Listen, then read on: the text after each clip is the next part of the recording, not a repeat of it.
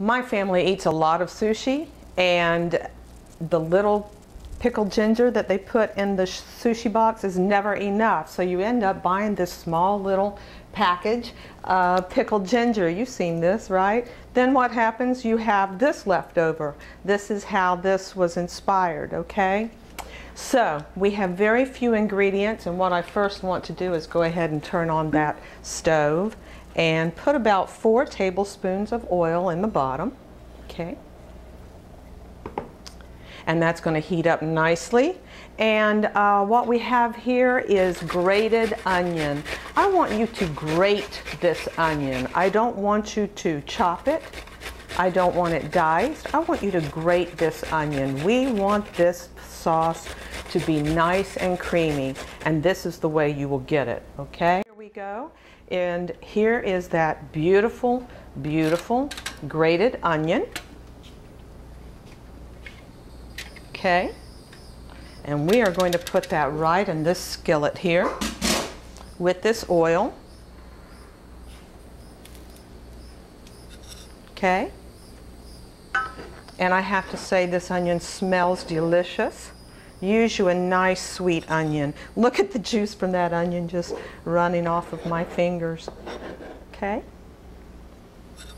And then right behind this, we're going to put 2 tablespoons of minced garlic. And usually recipes say to wait until the last to put the garlic in because it burns. But we're not going to let this burner get that hot. We don't want to boil this gravy.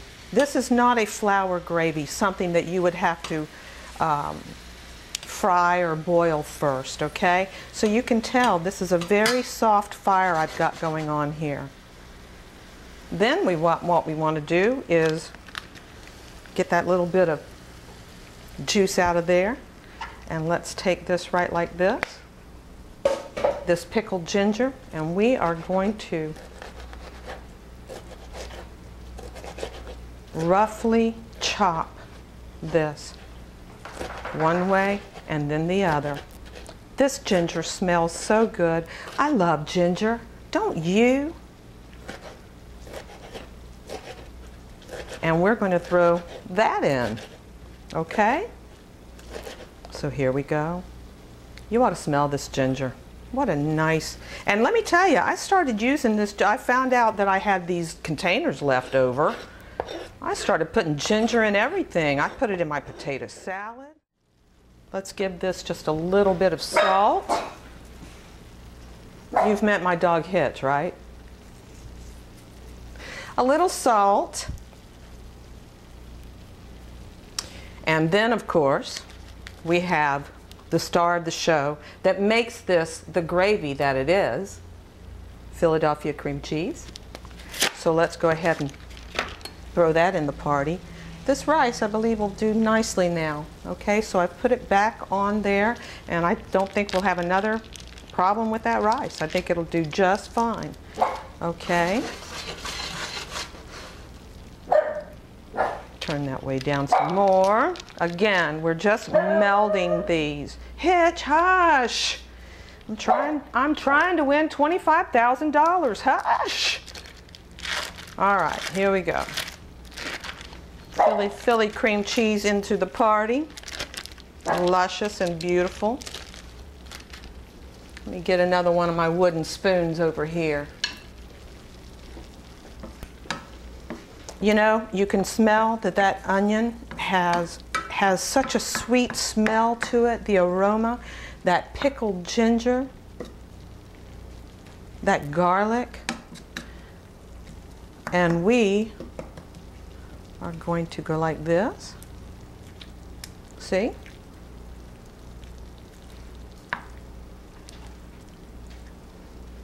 And last but not least, what are we going to do? Let's turn this up just a little, bring it back up a little bit, because we're going to add our liquid to the party here, which is ginger beer. If you guys have never tried ginger beer, you are missing a treat. It is sweet, it is peppery, It's a kicked up ginger ale. Okay, that's really the only way I can describe it. If you love ginger ale, you will love ginger beer, okay? And most of our regular stores carry it in the Latin aisle these days, okay? If not, get you one of those Canada Dry ginger ales and use that. But seriously, if you can find you a ginger beer, first off, pop one open and drink it. And secondly, bring one home to make this ginger beer gravy, okay? All right, you see what I'm doing here? It's barely talking to us. It's just melting together. I'm gonna add the ginger beer. Now, it's about a cup. It's 8 ounces of Philly cream cheese, 8 ounces of ginger beer, pretty much, okay? So there. Don't add too much, because this is not one of those gravies that you can boil it down and you know, condense it that way. So start out with too little and work your way up. I believe what I did was a good combination. 8 ounces of Philly cream cheese and 8 ounces of the ginger beer. Okay? Now I'm going to put a little bit of onion and a little bit of garlic powder, not salt, powder, which also helps it to thicken. All right. Doesn't that look delicious? And you wait till it's poured over that rice and those planks of fried salmon, okay? Now, to finish it off, just to finish it, okay? Mustard. Now, we are not looking for bright yellow in this gravy. We are looking for a pale yellow. So start out with a teaspoon. Start out with a teaspoon. And when you have just the palest of pale yellows going on, you've done it right. And look, my friends, it's done. It's done. All right. I'm going to get busy now frying those planks of salmon, okay? And I'll put this all together for you to see, and I'm going to taste it for you, okay? Be back in just a little bit. Looky here, looky here.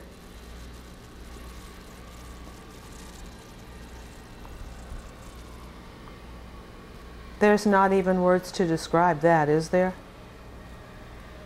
That is luscious and velvety and tart in your mouth because of the mustard and the back bite of the ginger beer, and then you have the Philadelphia cream cheese that adds to that tartness. You've got all that going for you.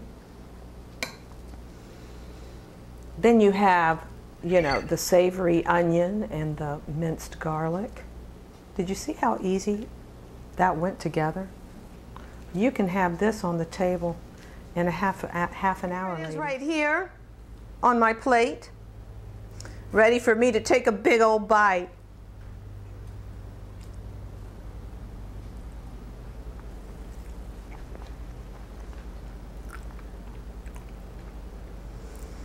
The purity of the rice makes a nice background for this ginger beer gravy. And this ginger beer gravy, it's tart, it's sweet, it's savory.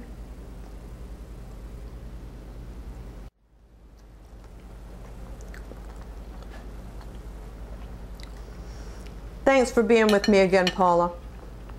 Philadelphia cream cheese. It's been a pleasure. Next week is our last week together. I feel kind of sad. I'll get over it. See you next week. Bye-bye.